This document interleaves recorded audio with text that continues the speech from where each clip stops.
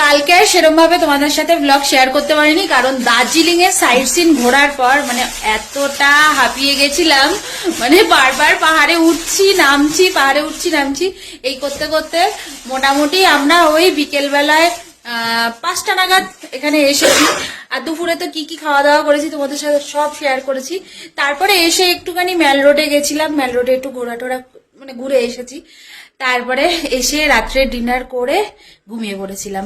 তো আজকে সকাল সকাল ঘুম থেকে উঠে গেছি, কারণ আজকে আমাদের দার্জিলিং ছেড়ে দিতে হবে। আর ছেড়ে এখন আমরা চলে যাচ্ছি গ্যাংটক।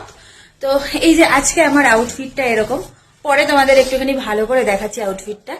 তো সেজে গুজে মোটামুটি রেডি, সব গুছিয়ে টুচিয়ে নিয়েছি লাগেজ, এক্ষুনি বেরিয়ে পড়বো। এখন প্রায় 9টা মতন বাজে।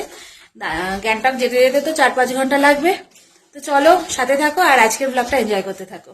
তো এই যে এখন লাগেজ নিয়ে দাঁড়িয়ে আছি, এখন আসবে হচ্ছে আমাদের গাড়ি, তারপরে লাগেজ নিয়ে তারপরে উঠবো। তো ভিউটা হচ্ছে এরকম, আমরা এখন যাচ্ছি গ্যাংটকের রাস্তায়। আর এই যে তোমাদের ডুয়েল ক্যামেরাতে দেখাচ্ছি আমি কিভাবে গাড়িতে বসেছি, আর সাথে কতটা সুন্দর করে একটা ভিডিও তোমাদের সাথে শেয়ার করছি। দেখো পাহাড়ি বন জঙ্গল, আহা দারুণ দারুণ লাগছে, খুব সুন্দর। আমাদের সামনে একটা গাড়ি আছে, সেটাও আমাদের লোকজনই আছে ওই গাড়িতে। তো দেখো কত ভালো লাগছে, আমার তো ভীষণ ভীষণ পছন্দ রাস্তাঘাট, আবহাওয়া, ঠান্ডা ঠান্ডা ওয়েদার। গরম আমার একদমই ভালো লাগে না, আমি একদম পছন্দ করি না গরম, ঠান্ডাটা আমার যেন মানে সেই কি সুন্দর এই স্পটটা, হেভি লাগছে। উঠবা কি করে তুমি এখানে? ওই যে ওঠা যাবে, ওই যে ওয়াও কি ভালো লাগছে স্পটটা, অসাধারণ দৃশ্য, অসাধারণ ভিউর সামনে এখন আমি বসে পড়েছি। আর এখন হচ্ছে আমাদের এটা কি খাওয়াবে এখন? চা।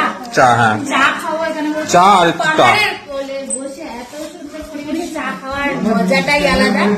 তো আজকে পুরো সারাদিনের আউটফিট মানে এখন সকালবেলায় কি পরেছি তোমাদেরকে দেখাই। তো এই ড্রেসটা কিন্তু আমি পরেছি, আর তোমাদের সাথে এই ড্রেসটার ভিডিও শেয়ার করেছিলাম। তো দেখো কেমন লাগছে দেখতে, অবশ্যই কিন্তু কমেন্টে জানিও। তো যতগুলো ড্রেস পরেছি না পরেছি সমস্তটা তোমাদের সাথে শেয়ার করেছি।